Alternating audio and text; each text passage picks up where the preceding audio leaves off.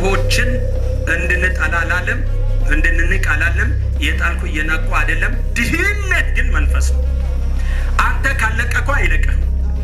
ድህነትን መምታት የምትችለው በትር መስጠት ብቻ ህጉ ይሄ። አሜን። ስጡ ይሰጣል። በምትሰፍሩበት 7 እጥፍ ይሰፍርላል። ተመልሰው የተነቃነቀ የተጨቆነ መስፈሪያ በብብት ይሰጣል። ልበር ድህነትን መስበር የምትችለው መስጠት ነው ህጉ። ጸሎት አይደለም። ጸሎት አይደለም። ለበሽተኛ ጸልይልሃለሁ፣ ሰማይ ሲዘጋበት ጸልይልሃለሁ፣ አልከናውን ስል ጤና እንዲኖር ጸልያለሁ። ከዛ በኋላ ሀብታም እንድትሆን ባለጸጋ እንድትሆን አልጸልይም። የምናገረው ስጥ ነው የሚለው። 1 ብር ቀብረህ እግዚአብሔር 2 ብር ጨምሮ ይሰጣል አትበል። ከስርዓት ውጭ ነው የሄድክ ያለው። ስንቶች ናቸው ብቻችሁን ኑሯቸው ብቻችሁን የምትሞቱ?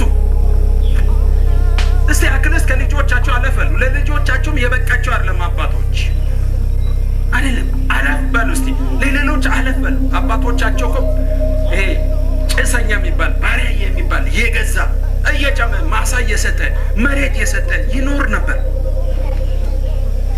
እስኪ ተመልከቱ። እኔ አሁን የሚፈልገው ወደ አይምሮአቸው እንድትመለሱ።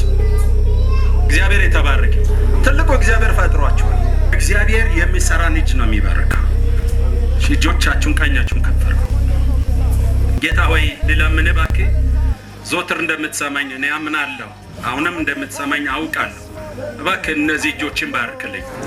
የትጉ እጅ ትባርካለችና እንቅልፍ እንዳይወዱ አይኖቻቸውን ክፈትልኝ። እግዚአብሔር ሆይ የሚሰራው ነገር ሁሉ በእጃቸው ይከናወንላቸው።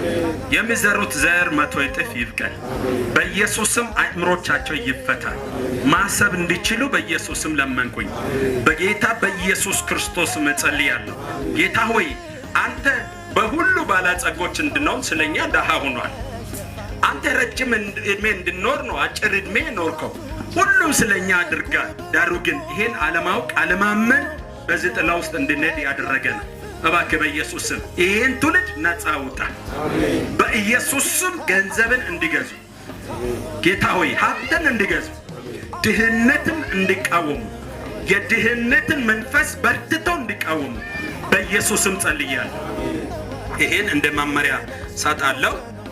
በኪሩቤል ውስጥ ፈጽመው እኔ በድህነት መንፈስ የተጠቃ ሰው ማየት አልፈልግም። በእጃችሁ ያለው የእግዚአብሔርን ገንዘብ ለእግዚአብሔር መልሱ። እሺ፣ በእግሮቻችን ቆምና እንጨርስ። ዛሬም እግዚአብሔር ትዕግስተኛ ነው፣ እኔም እታግሳለሁ። ስንቶቻችሁ ናችሁ በአስራት ታማኝ ይሆናችሁ?